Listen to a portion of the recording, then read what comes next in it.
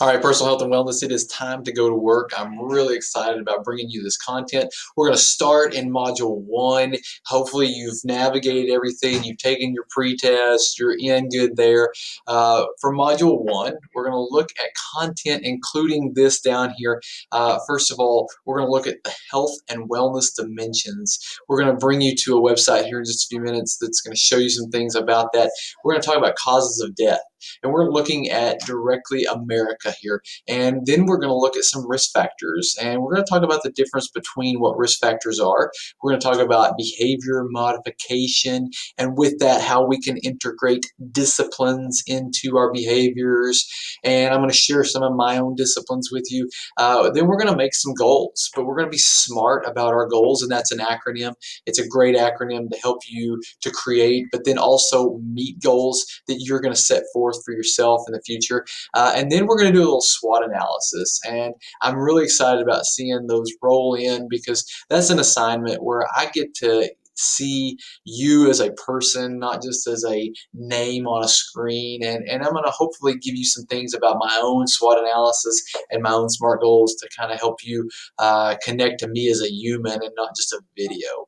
So with that being said, we are looking at the next slide here, and that is what is health and wellness? Well, there are a lot of different definitions for health, and the one that I selected to use for this class comes from the World Health Organization, and you can find them on health.gov. So it is an American website that we use for this, but it is the state of complete physical, mental, and social well-being, and not merely the absence of disease. And how many times have we kind of thought about, oh, what is health? Well, health is just me not being sick. Well, that's just not true. It's more than that. It has a lot to do with your physical, but also your mental and did you catch this, social well-being? And so we're going to look at that and how that integrates into the whole of health here in just a few minutes. The next thing I want to do, though, is I want to describe what wellness is, the state of being in good health. And check this, especially as an actively pursued goal. That means that you are pursuing that. That means you're doing something to help your health. And so, what are you doing? Do you currently exercise? Do you watch what you eat? Do you currently maybe smoke and you want to quit doing that? Do you text and drive? Sorry, didn't mean to bring that one up yet. But you know what? The thing is, we have to actively pursue our health to be well. And that is a critical component about health that many of us miss. We think that just because we have the absence of disease, well, that we're healthy. But what we don't know is what's lurking around the corner or building up in our body that we can't see yet, but it's coming. So let's actively pursue together. And then I have this other definition down below, and it's kind of stuck out there awkwardly, but the word is continuum. And what is a continuum? Well, it's a sequence in which adjacent elements are not perceptibly different. Like that would mean like your day-to-day health doesn't look very different. But when you look at your health from when you're 20 to when you're 40, that could be very distinct. And that's what a continuum is. It means that things happen over time, sometimes without us even noticing. And that is what health is. It is a continuum. And so we have a cycle or a dimensional wellness model that we want to look at first. And this is widely accepted in the world of health and wellness, and many different institutions, colleges, and universities have their own model that they've created. This is one that I think is widely accepted. It has 8 components to it, and we're going to discuss those. But if you'll look there, basically the cycle is indicative of that of a wheel on a car. And hopefully what you can imagine or even know from firsthand experiences, if you were to develop a flat spot or a bad spot in the wheel of your car, well, you would have problems with making that car go and ride normal or comfortably or even correctly. Something would be going wrong. And that is the example that I want you to kind of walk forward with. All of these things are present in that wheel, and if one goes bad, well, it's going to cause others to go bad as well. So first of all, physical health. We know what that is. And in our next slide, we're going to define it. Physical health is the state of being physically well. I mean, you're not sick. But it also has to do with, are you able to do things that you want to do daily without undue fatigue? And I'm going to get into that definition of fitness here in a few more modules. But one of the things that I do is, and I have these all in this nice little orangish yellow font here, but one of the things that I do daily or almost daily is I exercise. That is one of the modalities that I prefer to improve my physical health. And when I look at my own physical health, um, I really want to make sure that I can do things every day and not have undue fatigue.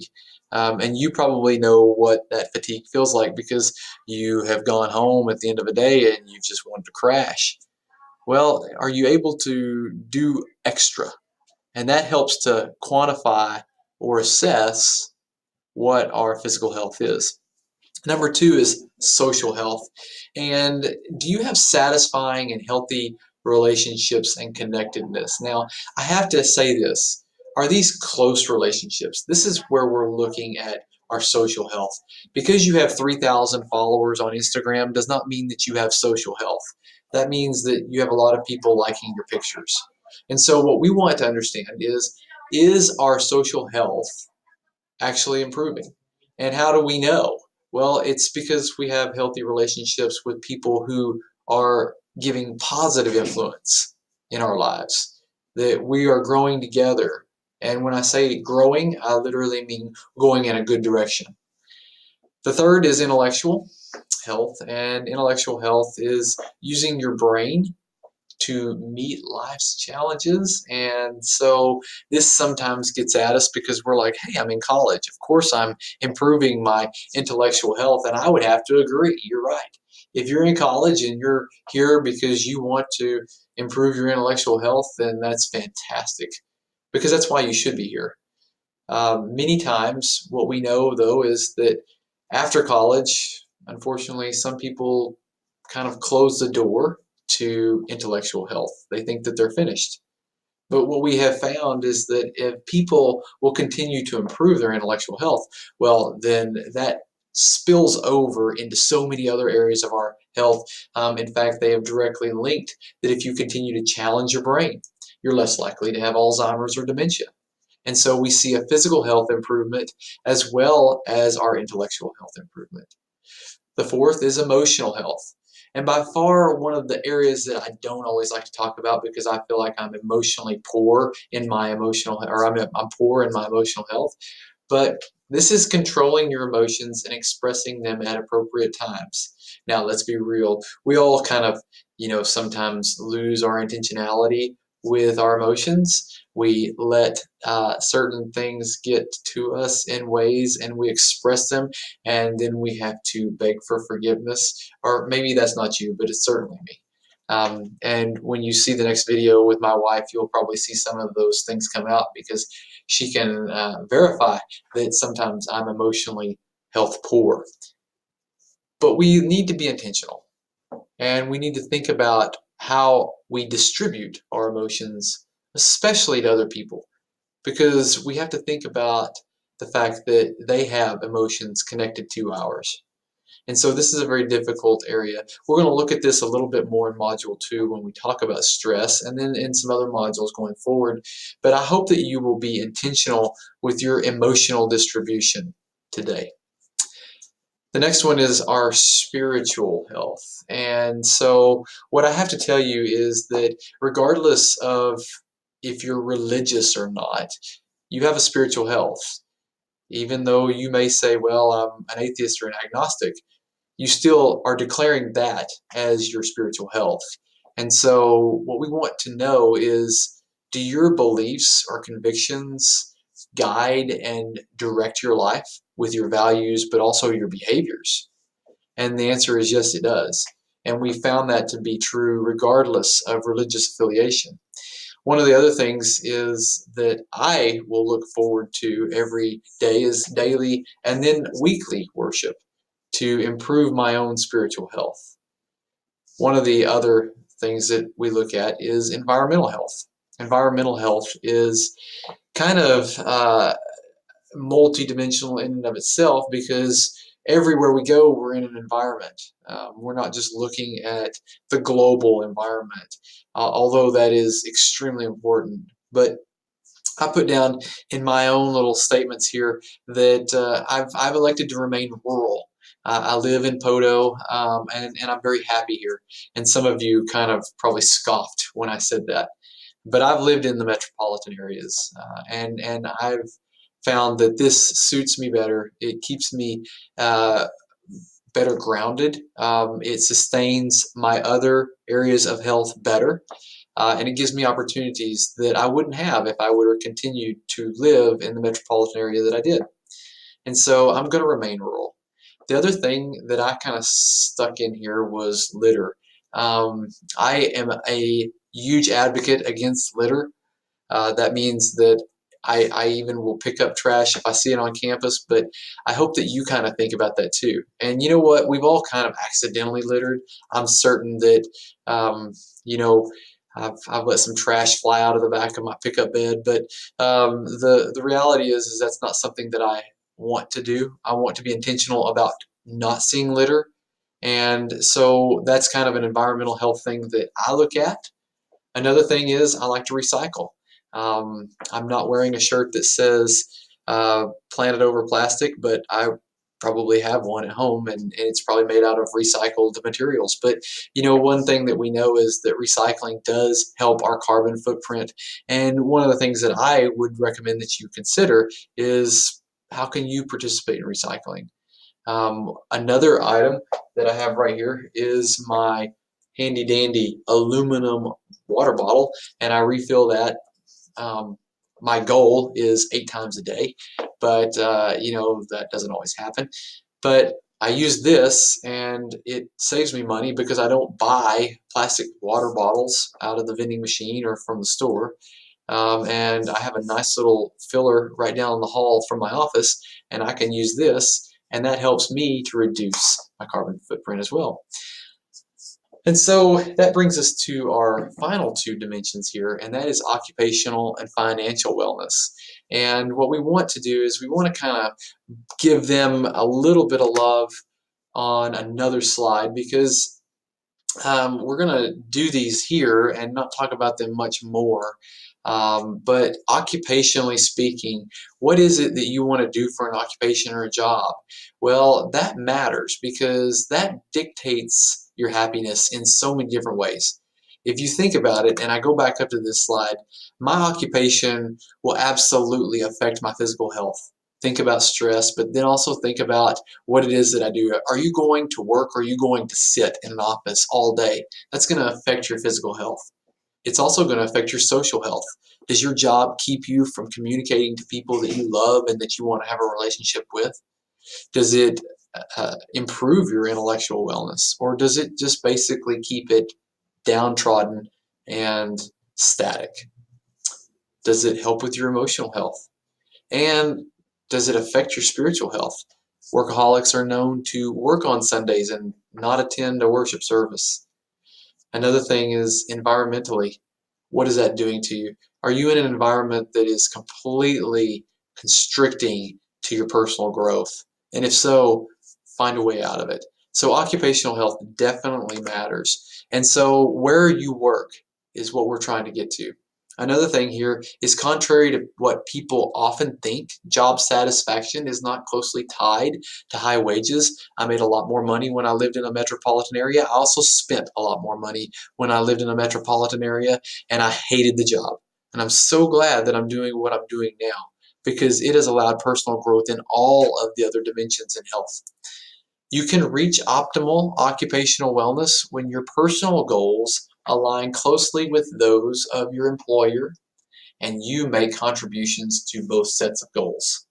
So what we're saying here is you find an employer that has the same values that you do. and you'll find a job that you'll want to stay with for 30 or 40 years and be very successful with. So we look at the second column over here, and that is our financial wellness. And I need to tell you, and we're going to go into this in depth in the next video, but your income is your single greatest wealth building tool, and that is validated in all kinds of ways. But with your income, you have decisions to make. And this is regardless of how much you make. You have to consider, are you going to give any of your income? My personal belief is that I give 10% of my income. And I'm happy to do that because I've been richly blessed by doing that. Another thing is, are you saving? Listen, we're going to tell you that you need to save at least 10% of your income. And if you give and save, then that leaves 80% of your income to do whatever you want with. But with that spending, you also have to consider investing, possibly college for your children. And then if you can do that and all the time avoid this big, ugly D word at the bottom, debt, then you're going to do all right financially. So we'll look more into that in the next video. Why does wellness matter? Well, we have to balance it. We're going to strive for wellness or improvement in our wellness in all the dimensions, but we have to remember that progress is going to happen and not perfection. We will never be perfect in all of those dimensions, and we're going to be okay with that because it is an improvement situation, not a perfection situation. None of us are perfect. Perfect people don't exist. And I know some of you are kind of thinking, wow, that's a really mean statement to make because I'm perfect. Well, you're probably in the wrong class if that's you. This is a class for people who are not perfect, and that is everyone. We all have hang-ups, we all have hurts, and we all have habits. And hopefully, some of the content that we use here will help you to manage those and improve those and get rid of some of the negative things about them. So, let me bring you down even further and talk about the causes of death. Now, we are looking at causes of death that happen in America. And first off, heart disease. It is the biggest killer in America. You're going to hear me call it cardiovascular disease, but we're saying the same thing. And so that is the largest known killer in America, followed right by cancer. And no doubt, one of these two things has probably affected either you or someone you love. Another thing here is chronic lung or respiratory disease. And these are typically in the form of chronic bronchitis, lung cancer, as well as emphysema. Followed by that is something called stroke. And stroke actually kind of comes from the whole vascular area of diseases, which could be connected back to the heart, but it happens at the brain. And this is a very debilitating injury if a person survives it. But as you can see, a very large percentage of people don't. I mean, as a cause of death. Unintentional injuries, Alzheimer's, and then there's this thing called diabetes. Diabetes causing death in America at a very alarming rate. And so my next slide here, coming from the Centers for Disease Control, is not just the leading causes of death, but the actual causes of death. So actual causes are those underlying reasons why these happen. And so it's pretty consistent there, and you'll see some differences between this one as it changes in different from different resources, but it's pretty much the same. And then if you look over though on the actual causes of death, take a look at what the number one cause of death is for Americans, and that is tobacco. And that's typically from smoking, as it is the largest way of consuming tobacco. And so we're going to talk a little bit about that as we progress through the class. But tobacco is easily something that people can reduce in their life. And we'll hit that here in just a minute. But look at the other. Diet and physical activity is the second largest cause of death. And that, to me, is unacceptable. Because what we know and the resources we have should change that. And hopefully, by taking this class, I can motivate you and inspire you to want to change that. Third, alcohol consumption. This is a actual cause of death, and if you look across, alcohol consumption could be tied to heart disease, cancer, stroke, lung disease, unintentional injuries, diabetes.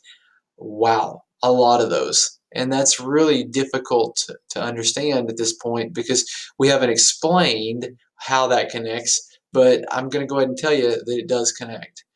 Toxic agents and microbial agents, these are things that sometimes we don't even know we're around, or we don't even know we're consuming, but they're out there. We're going to hit that later in the class as well. Firearms, which would be easily connected to unintentional injury or possibly homicides. And then sexual behavior and illicit drug use, all tying in to reasons or causes of death. So we go in here to this next slide and we talk a little bit about risk factors. What are risk factors? Well, risk factors mean that you have something going on that's giving you a risk for a certain issue that could cause you death. And these break up into modifiable and non-modifiable. Modifiable meaning those that you have a choice in. And you know, if I go back up here to this slide and I look, tobacco, I have a choice in. Physical activity, I have a choice in. Alcohol consumption, I have a choice in. Microbial and toxic agents, I have a choice in. It's kind of hard to see that yet, but we'll try to make that feel better for you. Sexual behavior, I have a choice in. And so those are modifiable, meaning I can abstain from participating in risk factors that might lead me down the road to some of those really high risk causes of death. A non-modifiable, well, one is your age, another is your gender, and another is your parents. Those are three things you can't really change. And so when you look at that, there are going to be things that come through your age, your genetics, and your gender that are going to cause you to be more likely to have a disease than another person. We'll look at that as we hit those diseases individually soon. So, a behavior modification has to come into play when we talk about risk factors. And some of the behavior modifications that we look at, number one, is that it's not always easy to do. I have a picture of a Pop-Tart box right here. And if this is your breakfast this morning, then would you go ahead and just kind of raise your hand and wave at me? Because I need some confession out of the students, because how many of us probably reach for something like a Pop-Tart that's easy? I mean, we can actually consume that on our way from the dorm to our classroom, or in our car in our commute to the classroom, on our way to work. It's a very easy thing to do. And so behavior modification is not easy, because what we're going to do is we're going to require discipline. And we'll see that here in just a minute. It's not fun. Pop-Tarts are fun. Who doesn't like a Pop-Tart? I don't think anybody is going to tell me they don't like a Pop-Tart. There's a few of you. But the reality is that most people like Pop-Tarts. They taste good. It's fun. We have fun when we eat tasty foods. Well, sometimes that decision is very difficult to make, to leave that. And sometimes it's not socially congruent to make a healthier decision. Because when our friends all want to meet for donuts and you say, you know, I'm just not going to have a donut because I know that donuts are not a quality food, that can cause you to suffer some. Even if you just go and have coffee, you're still kind of the person that didn't eat the donut and participate in the social norm. It's a discipline, and it really is. And I would like to tell you that one of the things that we're going to discuss throughout the class is how to develop disciplines. And I'm going to touch on that through several different videos. But a discipline is something that you have to decide to do and then make it a habit. And listen, change is certainly not easy, but it's not impossible. And that's a statement that Craig Groeschel, the lead pastor for Life Church, says a lot. And so what we're asking you to do is consider it. Consider the change. Surround yourself with people who will help you with that change and develop a discipline. It's like I said before in the car ride example, you know, you look at a person who's going on a very long car ride, eventually they're going to have to make some adjustments in the seat because, it's just kind of difficult to sit there for that long. And so you have to make those adjustments. And what you'll find is that when you make that adjustment, yeah, it may not be the easiest thing to do, but when you make it, you're more comfortable afterwards. And then the bad boyfriend. Listen, I know that all of us in this class don't have boyfriends, but for those of you who do, if you had a boyfriend who stole all your money, beat you up, and made you do drugs, you would eventually want to get away from that person, and it wouldn't be easy. And some of you are like, but he loves me. I know, he does. That's why he beats on you, steals your money, and makes you do drugs. It's not an easy change to make, is it? But the reality is once we make that change, we're going to start to see happiness come. So, a discipline. Choose your pain. Craig Groeschel also says, you can choose the pain of discipline or the pain of regret. Joyce Meyer, another mentor, she's not really a mentor because she doesn't know me, but a mentor of mine because she teaches me a lot. Wisdom is doing today what will make you happy tomorrow. That is a truth that we cannot avoid. So the things that we are doing right now make a difference for our tomorrow. You're going to see that in the next video when we talk about finances as well and investing. The other side of this is, have you ever been reactive to a situation? Well, yeah, we're reactive every day. Oh my gosh, I didn't bring anything for lunch. I'll go to McDonald's. That's reactive. So yeah, you've been reactive. How do you avoid being reactive in negative ways like that? Well, you have to have discipline. And discipline needs planning, it needs preparation, and it needs intention. And that's all me right there. That's me telling you what I have personally learned about my own disciplines. I have to make a plan, I have to prep for it, and then I have to intentionally carry it out. And those are three of the most difficult things. In the planning is difficult. The preparation is difficult. Intention is the most difficult. But if I can do those things, then I can carry out a discipline and I will feel better. One of my favorite disciplines that I've adopted recently is that I drink 1 liter of water every morning as soon as I get out of bed. It is a discipline that I will not miss. And I find that I go to the bathroom a lot afterwards, but the reality is I know I'm hydrated right out of the blocks every day. I've ensured that my hydration levels are up to check.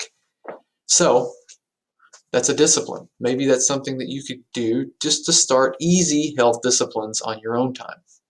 Discipline is the bedrock of goals. And we're going to look at goals and how to establish some goals very soon. But it's a consistency in small habits that lead to big changes.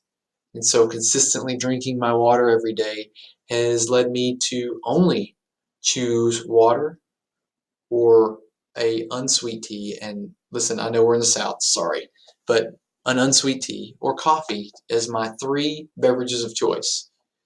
I've even laid off of having alcohol because I've just developed such an appreciation for what water does for me.